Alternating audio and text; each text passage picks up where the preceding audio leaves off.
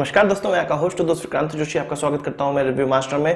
दोस्तों, आप लोगों ने एयरक्राफ्ट कैरियर का नाम तो जरूर सुना होगा। कुछ भारी एयरक्राफ्ट कैरियर होते हैं, कुछ हल्के एयरक्राफ्ट कैरियर होते हैं, कुछ एयरक्राफ्ट को ले जाने के लिए बनाए जाते हैं और कुछ हेलीकॉप्टर को ले जाने के लिए एक स्थान से दूसरे स्थान तक बनाए जाते हैं। पर किसी भी देश की नेवी के लिए उनके एयरक्राफ्ट कैरियर का बहुत ज्यादा महत्व होता है।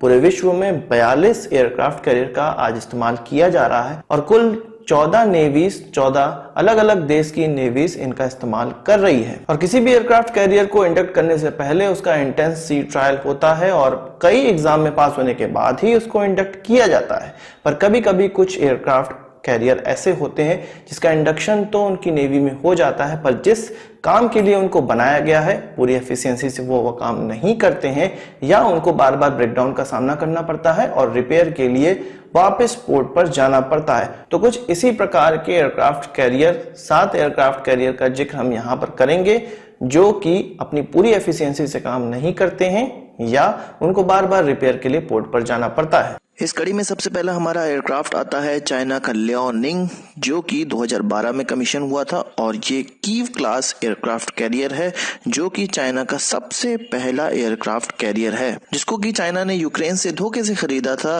एक कहानी कही जाती है कि हांगकांग का एक बिजनेसमैन यूक्रेन गया 1998 में और उसने इस एयरक्राफ्ट कैरियर को कैसीनो बनाने के लिए डिमांड की थी और उन्होंने कुछ इसी के लिए इसको बेचा था। पर चाइना ने 2012 में इसको कमीशन कर लिया अपनी नेवी में और इसको अपनी नेवी में फर्स्ट एयरक्राफ्ट कैरियर का दर्जा दे दिया। पर इंडक्ट होने के कुछ सालों बाद इसमें जगह जगह से स्टीम निकलने की प्रॉब्लम आने लगी, जिससे कि ये अपनी पावर लूज करने लगा और एक बार तो ऐसा इंसिडेंट हुआ कि स्टीम का एक्सप्लोजन हो गया, जिससे कि पूरे शिप की इलेक्ट्रिकल पावर फेल्योर हो गई।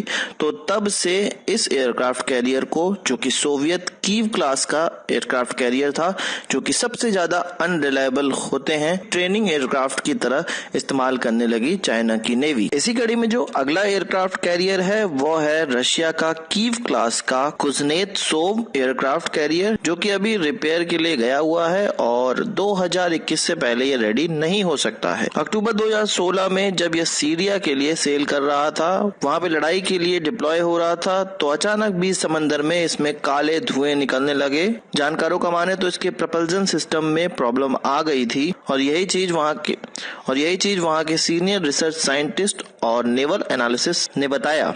कुज़नेत्सोव को कमीशन किया गया था 1995 में और 1996 में ही इसमें सीरियस ब्रेकडाउन हो गया था और इसके बाद 1998 तक यह सर्विस से बाहर था। अभी कुछ समय पहले न्यूज एजेंसी नेशनल इंटरेस्ट ने इसको 5 सबसे खराब एयरक्राफ्ट कैरियर जो आज तक बने हैं उनमें जगह दी है। जो अगला एयरक्राफ्ट कैरियर है वो है थाईलैंड का चक्री नरुबेट, जो कि 1997 में कमीशन हुआ था और तब यह थाईलैंड का मेन एयरक्राफ्ट कैरियर की तरह से इंडक्ट किया गया था और 2006 आते आते बजटरी इशू के कारण इसको एक हेलीकॉप्टर कैरियर की तरह बना दिया गया, जो कि अधिकतर किनारों पे ही रहता है। आज तक अपनी 20 साल की करियर में यह हमेशा से किनारे पे ही खड़ा रहा है, पर कुछ ओकेजन ऐसे हुए हैं जैसे कि 2004 में इंडियन ओशन में आई सुनामी, 2010 और 2011 में आए थाईलैंड की बाढ़ में इसने रेस्क्यू ऑपरेशन में भाग लिया है। इसके अलावा इसने कोई भी ऐसे बड़े काम नहीं किए हैं जिसके लिए इसको बनाया गया था। इस एयरक्राफ्ट कैरियर में कोई डिजाइन या रिपेयर मेंटेनेंस का फ्लॉ नहीं था, कोई ऐसा इशू नहीं था,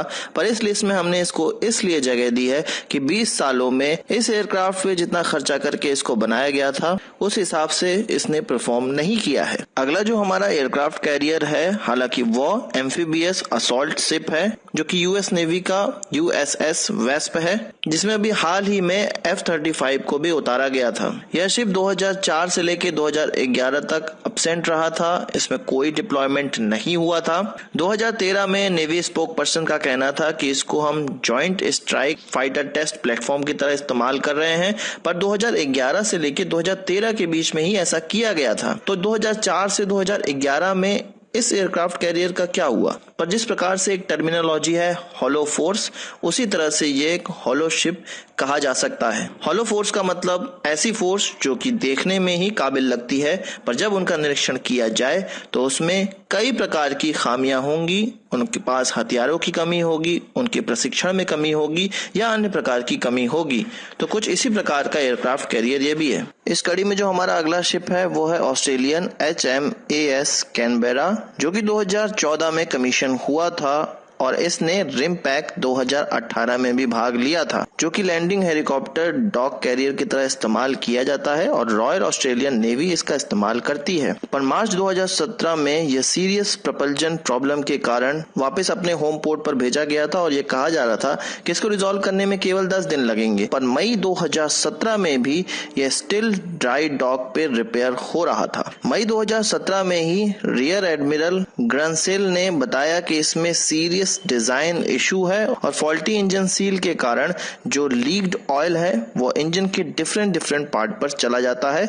इसी इशू को दूर किया जा रहा है। इसी कड़ी में जो अगला शिप है वो भी ऑस्ट्रेलियन शिप है, जिसका नाम HMAS एडिलेट है और इसको 2015 में कमीशन किया गया था और यह भी लैंडिंग हेलीकॉप्टर डॉग कैरियर है। ऑस्ट्रेलिया के पास इस प्रकार की 2 शिप हैं, पहला मैंने आपको बता दिया और दूसरा ये है। इसने भी रिमपैक 2018 में भाग लिया था और इसको भी सेम प्रॉब्लम के कारण 2017 में पोर्ट पर भेजा गया था और इसमें भी सेम लीकेज की प्रॉब्लम आ रही थी, जो इस ओर इशारा करता है कि इनके डिजाइन में ही कोई ना कोई प्रॉब्लम है। इस कड़ी में अगले एयरक्राफ्ट कैरियर का नाम सुन के आप चौंक जाएंगे, क्योंकि यह है अमेरिका का USS गारेल्ड R Ford aircraft carrier, जो कि जुलाई 2017 में कमीशन हुआ था और यह अब तक का बना सबसे बड़ा एयरक्राफ्ट कैरियर है और सबसे ज्यादा पावरफुल कैरियर इसको माना जाता है। पर अप्रैल 2017 से जनवरी 2018 के बीच में इसको पोर्ट पे वापस भेजा गया था, क्योंकि इसके मेन थ्रस्ट बेयरिंग फेल हो गई थी।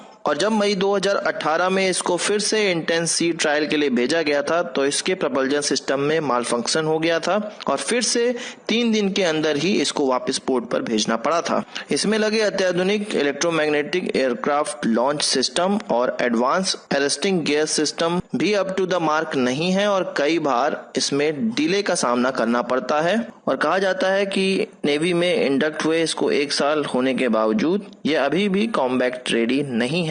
इसके पक्ष में कुछ लोगों का तर्क यह भी है कि ये एक नई टेक्नोलॉजी है और इसको स्मूथ होने में बहुत समय लगने वाला है, पर जब ये एक बार स्मूथ हो जाएगी तब ये सबसे बेस्ट एयरक्राफ्ट कैरियर के रूप में उभरेगा। तो आज की इस वीडियो के लिए बस इतना ही। आशा करता हूँ आपको वीडियो पसंद आया होगा, आप इसको एक बड़ा थम्स अप जरूर देंगे। इस वीडियो संबंधित कोई सवाल सुझाव तो कमेंट बॉक्स में जरूर लाइएगा और इस पूरी 7 एयरक्राफ्ट कैरियर के अलावा आपको कोई एयरक्राफ्ट कैरियर पता हो जो कि अच्छे से परफॉर्म नहीं करते हैं तो कमेंट बॉक्स में जरूर बताइएगा। और यदि आप इच्छुक हैं स्पेस और डिफेंस की न्यूज पढ़ने में तो आप हमारी वेबसाइट जरूर विजिट करिएगा www.captainandtricks.com। यहाँ पर आप खबरें इत्मीनान से पढ़ सकते हैं और यदि आपने हमारा चैनल सब्सक्राइब नहीं किया उसे भी कर लीजिए, क्योंकि हम इस प्रकार की वीडियो लाते रहते हैं। नमस्कार, थैंक यू, जय हिंद।